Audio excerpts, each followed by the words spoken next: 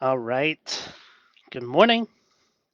Traditionally, mornings have been the hardest for me to get started. My brain is still foggy, and this is the test. So I'm going to jump straight into it. I'm going to let go. And the theme is effortless emergence, right? So right now, I am doing symbolic work. I am letting words come out of my mouth, and the effort required is 0. All right. So this is also performing under pressure and using the tools that I have. All right. So let's get started. Oh, seeing through the emotional illusions. So what are, one second.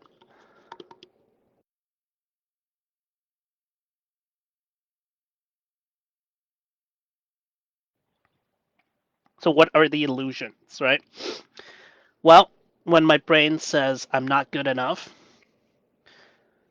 um, or like right now, my brain is saying, I'm saying all the wrong words. There are so much better words that I could be saying right now. Hi, illusion. Hi, emotional children. Okay, so I am. So this is the emotional sea of illusions. Every time I feel like I'm not good enough, every time I feel like something is super scary, and I'm not talking about like real threats. I'm not talking about like being at the edge of a cliff or driving a car and where those have actual consequences, right? But here, me doing a live video or me working on my course, there's no consequences. There's nothing I can type that could go so wrong that it's gonna like kill me instantly, right? But yet my emotions still tell me, oh, I can't do this. This is terrible, whatever. So that's the sea of illusions. So what do I do with that?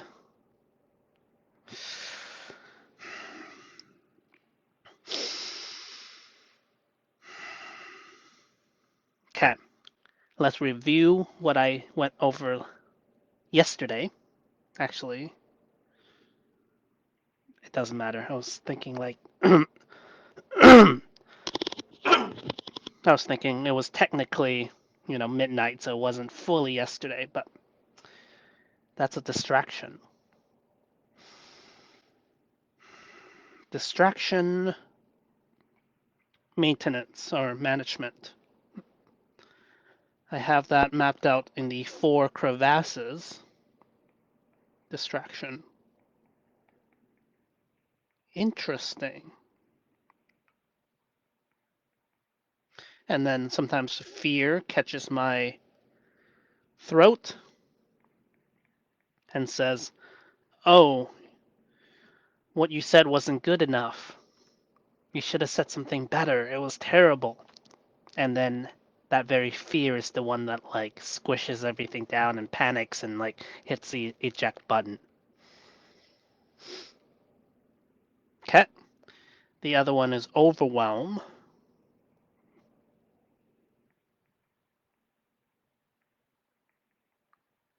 I don't know what to do. What do I talk about first? My entire system is so big. My counter to overwhelm is the one trace.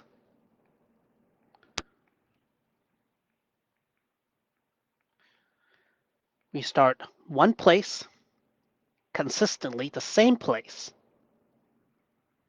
and then we trace outwards from there. So every time it's the same. So we got to pick a place that's really, really good, that never goes anywhere, that we will always have use for, right? So where's that one spot?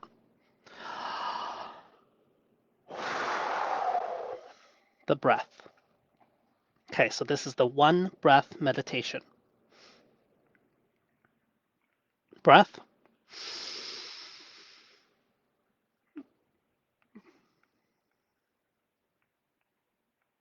Breath. Speed. I drop the speed. I slow down by at least half. Posture. Posture is a social shield, right? When I have my body in posture, even if I'm out in public and I'm like freaking out in here, if I'm in like lotus pose, even if I'm freaking out in here, nobody's gonna come up to me and be like, "Are you okay? Oh my gosh," you know. And it is that social feedback that kicks my entire social system into panic mode as well, and now there's a feedback loop. So the posture breaks that cascading failure feedback loop. And this is my little posture guy. And then when I breathe out, I let go of all emotional effort for that one moment. This is emotional effort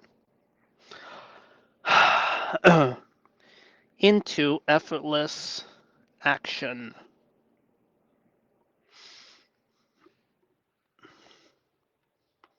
And then, if I'm doing symbolic work, I change this EE in my brain to effortless emergence. Hmm. Allergies.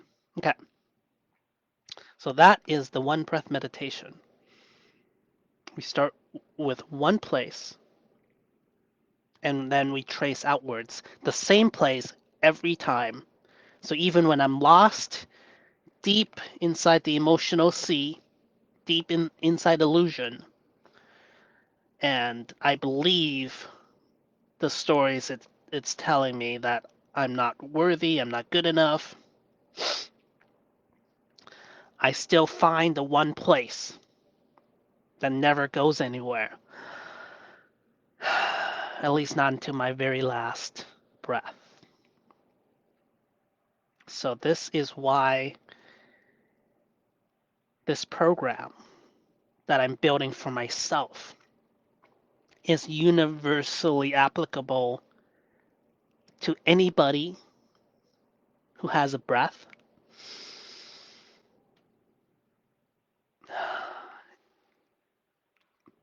That's my target market.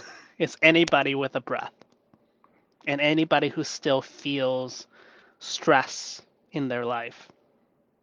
If you don't feel stress in your life and you don't have a breath, either one, then, you know, bless you on your way. This program is not necessary, and I feel like no program is necessary at that point when you don't struggle with anything. So that's why this is now the anchor. I haven't had an anchor that is like grounded in absolute reality. And the absolute reality is the one breath in this one moment. And then I like to ground it in the ground of nothingness from which everything emerges. Where do these words come from before I say them? Well, sure, it's from my subconscious and from everything I've uh, developed, etc. But from my experiential point of view, they just seem to arise from nowhere. No effort is necessary. That is the cool part. No effort is necessary. And then I want to capture the 1 second. I want to capture remembering the emotional illusion So emotional illusion. Illu. Emotional illusion. So anytime I feel not good enough, anytime I feel overwhelmed and everything is really hard. Right, so overwhelm is about the task at hand. It seems like it's about the task, but again, it's always a mirror. The mirror is that I am not big enough for the task, but it looks like it's outwards. Fear says I'm not good enough, right? So then I get stuck in that and I don't make progress towards my goals. Last trap, just to finish it off, is boredom.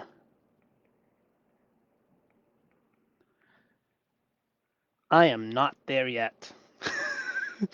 Boredom is if I have done my program so many times that I'm just in a routine, it's the same, and I'm getting, well, if I'm getting paid, I'm up here. I could slide back into boredom, right? So the goal is right here.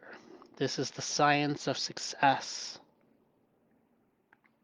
Why is it right here? Well, what's the fifth trap then?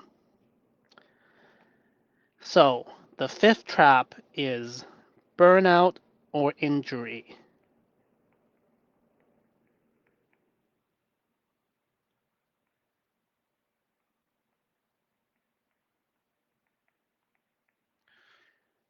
So we don't want to do that. And no matter how far along we are, we could still get burnt out or we can still get injured. I mean, with symbolic work like speaking, it's less likely to get injured. But I'm talking about like physical tasks, like world-class cycling. If you want to become a world-class cyclist and you get badly injured, that takes you out of the career. But burnout is still very real, no matter what task, what job we choose. And that's why we come back to the one breath meditation. If we're burning out, it means we're using emotional effort. And all we have to do is just let it go. Sit back on a ground of nothingness and it's just happening. And it's effortless emergence. Okay. So that is the foundation. I put the stake in the ground. This is the start of my entire program. I could just teach this, and that would be enough. Enough. But I'm just going to keep going and going. I'm going to add value and add value and add value on top of that. So this is the map of where we get stuck when we're going for our goals. We're here at A, and we're just trying to get to B. Remember, what is the definition of success? Most people say, oh, I want a good job, I want a family, I want good health. Like, yes, those things are all great. And then I'm not discounting them. Those are what I call the content of success. It says that, oh, when I achieve those things, then I will feel successful. But here's the meta structure of success itself, right? Success is as simple as going from point A to point B and knocking down all obstacles in between. That's it. So what do we need? Well, we need to know where the point B is. Which direction are we heading? Right? And we need to take continuous step by step up the mountain. And where do we get stuck? Distraction. First step, first trap. Right? If I want to become a world-class cyclist, what would happen if I spent one day skiing, one day playing basketball, one day, I don't know, skateboarding? Would I become world-class cyclist, or would I become world-class in any one of those things when my energy is split between four things? I may love all of them, and that's the challenge, is when we choose a hill, we choose a mountain to climb, we have to keep climbing the same mountain. We can't keep coming back down and changing mountains. Otherwise, we won't become world class. You don't have to become world class, but if you want to become world class, this is the map to do it. Right? So first trap is distraction. And then I fall into the crevasse of fear. So even in this moment, my emotions say, I'm saying the wrong words. Like, really? I'm seeing through the illusions now. There's only ever the words I'm saying in this moment. Good or bad, that's it, So the fear, that's an illusion. I'm not good enough. That's an illusion, right? Um, Distraction. I just had a distracting thought of going back to here, but I'm going to keep going. Okay, so distraction. Fear. I'm not good enough. See through the illusion, keep walking anyways. I'm here in Overwhelm again. What does Overwhelm tell me? It's too big. I can't do it. It's really just fear. Overwhelm just means I just got to keep taking the next step. I can't see the way forward. I don't know what to do. Just keep taking the next step. Anything, everything. Just do it. All right? And then I'm not in boredom yet because there's too much fear and overwhelm. So here I am. And I'm not burnt out yet. So here I am. These three are my main challenges. So there you go. Right? So I use this map every single day to identify which emotional trap is holding me from taking steps forward.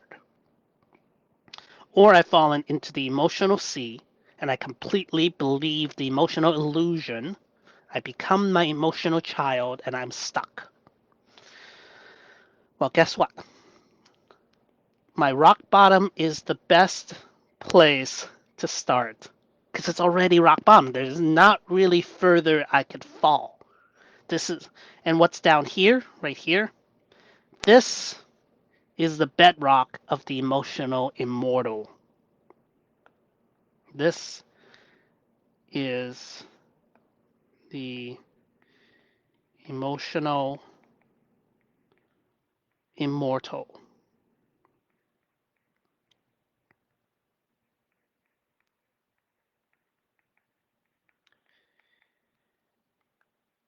What do we do when we're kind of hitting rock bottom? Emotionally, not physically. Don't do physically self-destructive things. But when we're emotionally at rock bottom, what can we do? Go down further. But before you do that, you got to realize the truth that it is just emotions. It is all an illusion. I'm not good enough. I'm terrible. I'm a bad person. That's the illusional emotional sea. At the bedrock, what's the truth? I have a body. I'm breathing. That's it. That's kind of the only truth. I can speak. I have memory. I'm a person like every other person in the whole world. I'm not unique. Everything I'm saying is not unique.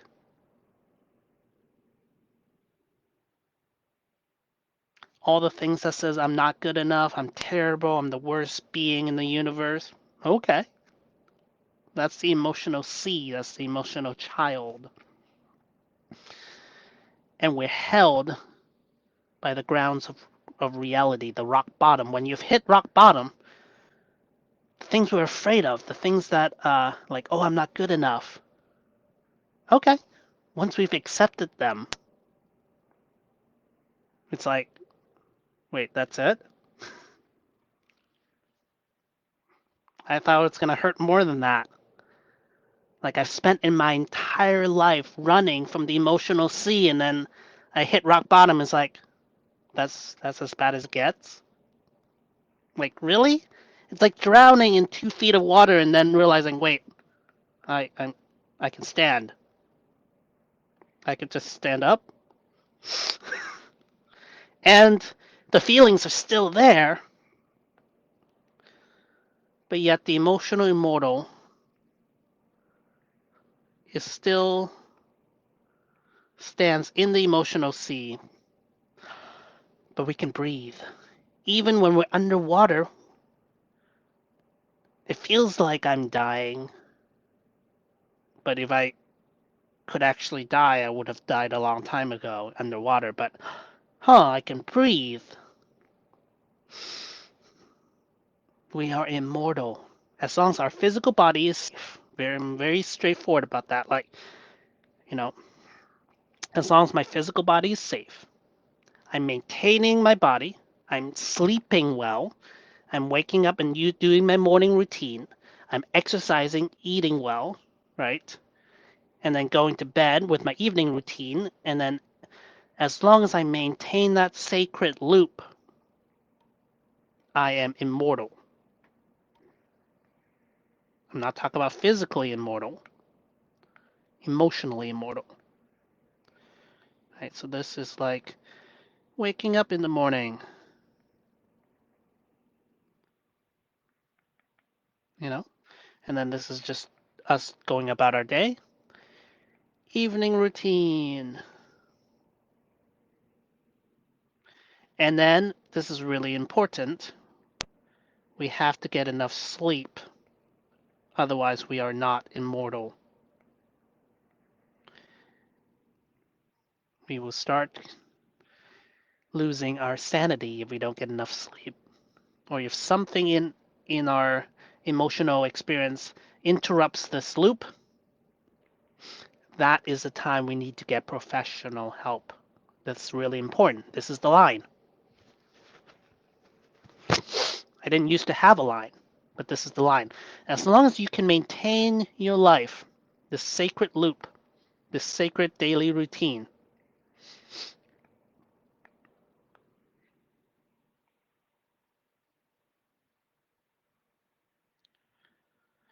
then we are immortal. If something is catastrophic enough that interrupts this, we can no longer maintain our health, our wealth, which means going to work and maintaining our finances. If addiction gets into that, or our relationships, especially if we have children, right? So this is the